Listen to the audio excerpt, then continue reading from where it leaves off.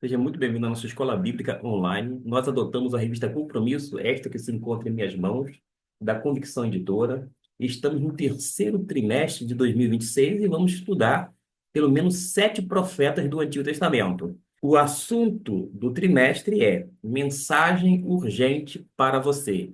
Vamos começar com Miqueias. Desta forma, eu quero convidar você, primeiramente, a abrir a Bíblia Sagrada para que a gente venha fazer a leitura do texto-chave que está sendo sugerido em nossa revista. Observe que encontra-se em Miqueias capítulo 2, versículo 1 e 2, o qual farei a leitura. Ai daqueles que, no seu leito, imaginam a iniquidade e maquinam o mal, à luz da alva o praticam, porque o poder está em suas mãos.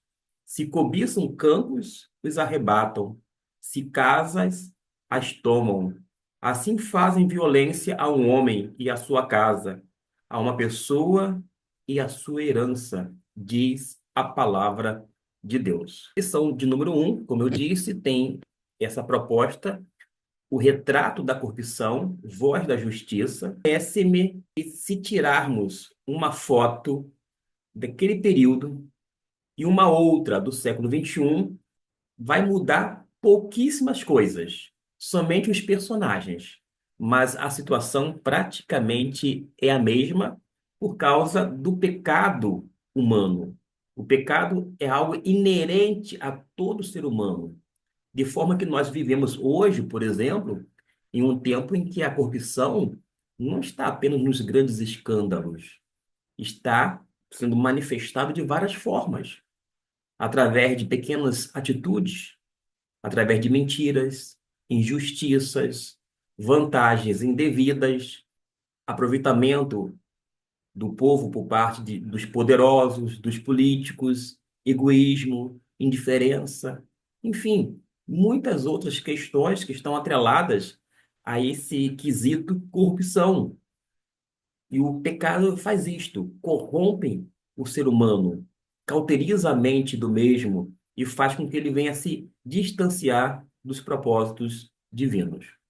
Agora, Miqueias, ele foi levantado por Deus para exatamente falar a uma geração semelhante à nossa.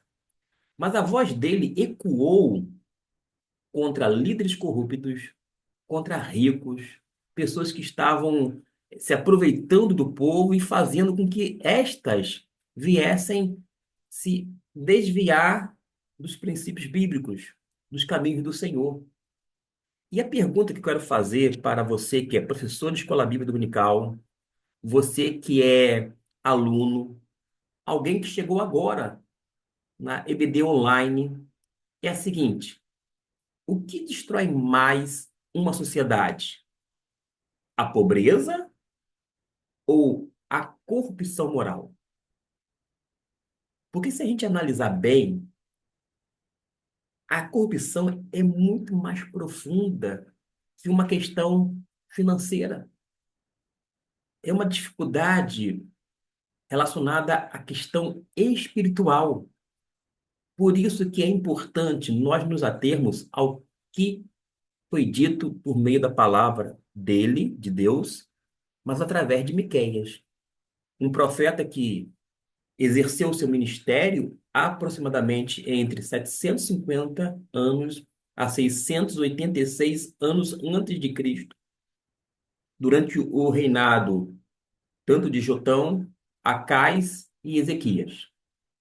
E é justamente nesse período que Miqueias presenciou um crescimento econômico muito grande, mas também havia idolatria, corrupção política, aproveitamento por parte dos poderosos dos pobres, havia uma opressão para com estes, líderes injustos, a religiosidade não tinha transformação alguma, era só fachada, e a nação aparentemente estava avançando, prosperando, mas espiritualmente estava apodrecida, era algo fétido. Quer ver um exemplo histórico? Diversos impérios caíram não por causa dos inimigos externos, mas pela corrupção interna. O Império Romano, já que eu estou dando um exemplo, ele sofreu decadência moral, corrupção administrativa e abusos internos antes de sua queda. O império daquele tamanho só veio ruir por causa dessas questões relacionadas à moral, que tem tudo a ver com esse elemento espiritual. De modo que eu, você, todos nós aprendamos uma coisa, que normalmente as nações não caem primeiro por, por causa de ataques externos, mas caem porque vai deteriorando internamente. É isto que a gente observa nas grandes nações, nos impérios. Agora, quando a gente se volta para Malaquias, capítulo 1, versículo 3, farei a leitura, diz assim a palavra de Deus: Porque eis que o Senhor sai do seu lugar e desce, e anda sobre os altos da terra. É o que nos diz a palavra. Quando a gente observa a palavra de Deus, a gente vai notar que a expressão o Senhor sai do seu lugar está apresentando Deus como um juiz deixando o seu trono para executar o julgamento. Trata-se, na verdade, no versículo 3 do primeiro capítulo de Miqueias, uma linguagem poética. Fala, de acordo com outras versões, montes derretendo, vales fendendo, terra tremendo, mas não descreve apenas fenômenos tidos como naturais. O que a gente tem que perceber é a representatividade. O que representa tais figuras ou elementos poéticos dentro de Miqueias? Nós temos que adotar um princípio de interpretação, que é lendo o texto, mas dentro do seu contexto. E a gente vai notar que o pecado humano estava provocando a intervenção divina. Esse é o resultado. Porque o princípio, Deus é amor, mas também é santo. Ele não ignora o pecado indefinitivamente. Vamos ter ainda no Antigo Testamento o exemplo de Noé, com relação ao dilúvio. Noé viveu em uma geração completamente corrompida. As pessoas acreditavam que nada aconteceria até que veio o dilúvio. A geração de Noé, segundo a Bíblia, aprendeu tarde. E a paciência de Deus não significa a aprovação de Deus. De modo que nós, quando lidamos com o texto, e a mensagem profética é: ai daqueles que projetam a iniquidade. A palavra projetar é justamente aquela ideia de planejar cuidadosamente. Eles maquinavam, eles projetavam. A versão que eu li, eles imaginavam. Ai daqueles que imaginam a iniquidade, maquinam o mal. Ou seja, eles deitavam para dormir planejando o mal. Ao amanhecer, executavam seus planos. E observe como é que ia avançando. Pensamentos, desejos, ação, destruição. O pecado não começa nas mãos. O pecado começa na mente, começa no coração. Nós temos um caso bíblico também de Davi, que não caiu primeiro com Batseba. Ele caiu antes. Ele caiu no olhar. Davi caiu na imaginação. Davi caiu no desejo que foi alimentado. E o pecado, tanto na vida de Davi como de tantos outros, foi um fruto de um processo interior. Porque o pecado exterior, normalmente, é um fruto de um pecado interior. E por isso que a gente precisa, logo nesse início da revista, como parte introdutória, pensar bem. Porque temos alimentado coisas boas? O que temos alimentado em meus pensamentos? O que você, meu irmão, minha irmã, tem alimentado em seus pensamentos? Porque tudo isso vai ter um efeito, um resultado. E é o que nós vamos observar isto no decorrer da lição. A minha pretensão é fazer um vídeo de introdução, conforme estou até então.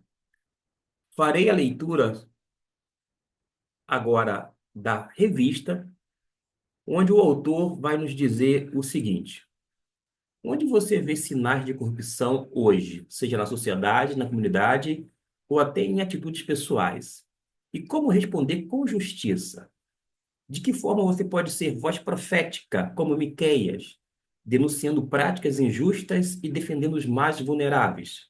Ele levanta uma questão de que enfrentamos uma corrupção generalizada, praticada por aqueles que estão no poder.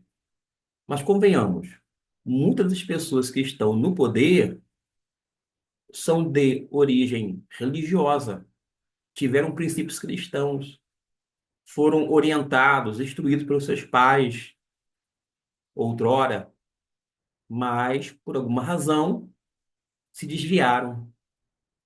Uma boa parte tem esses princípios chamados religiosos ou cristãos, mas infelizmente, grande parte dos recursos públicos, federais, estaduais e municipais, que deveriam ser aplicados na educação, na saúde, programas sociais, de infraestrutura, são desviados para fins particulares.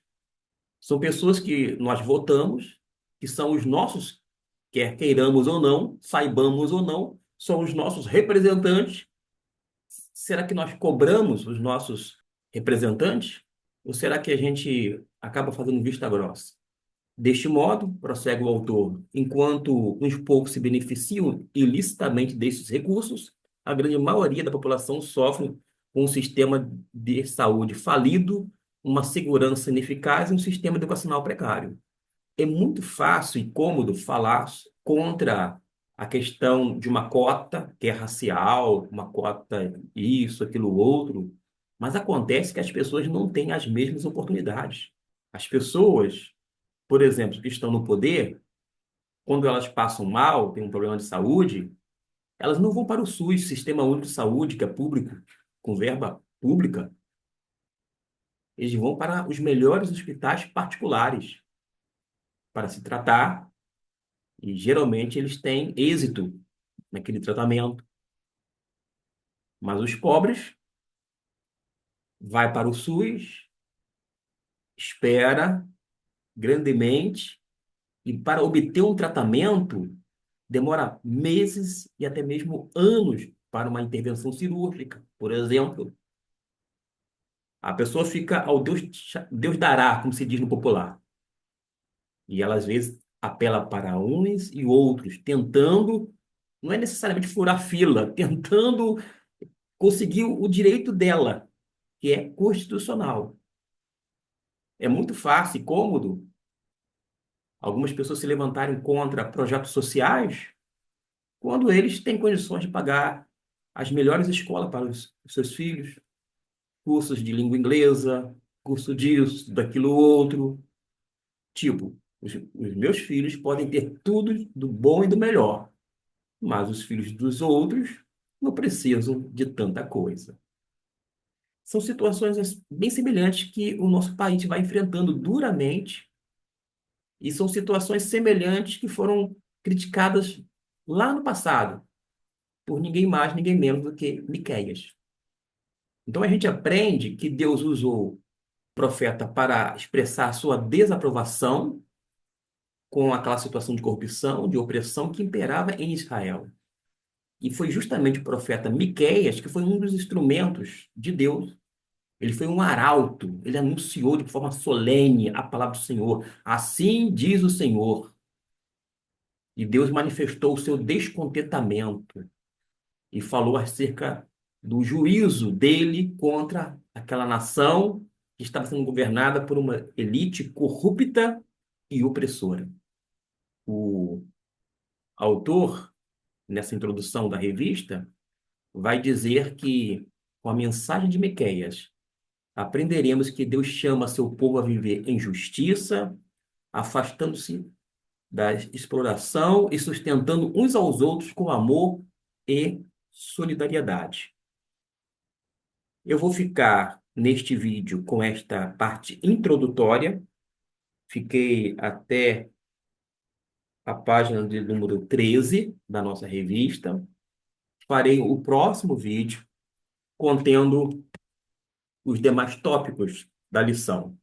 Mas queremos encorajar você, se ainda não fez a leitura de Miqueias capítulo 1 e 2, conforme a proposta da nossa revista, que faça, para que quando você for conferir os apontamentos feitos dos tópicos por este, você já tenha uma noção do que Deus disse para o profeta, dentro daquele contexto, e possa usufruir, sem dúvida alguma, das informações, dos dados, dos apontamentos que serão feitos dentro da escola bíblica dominical.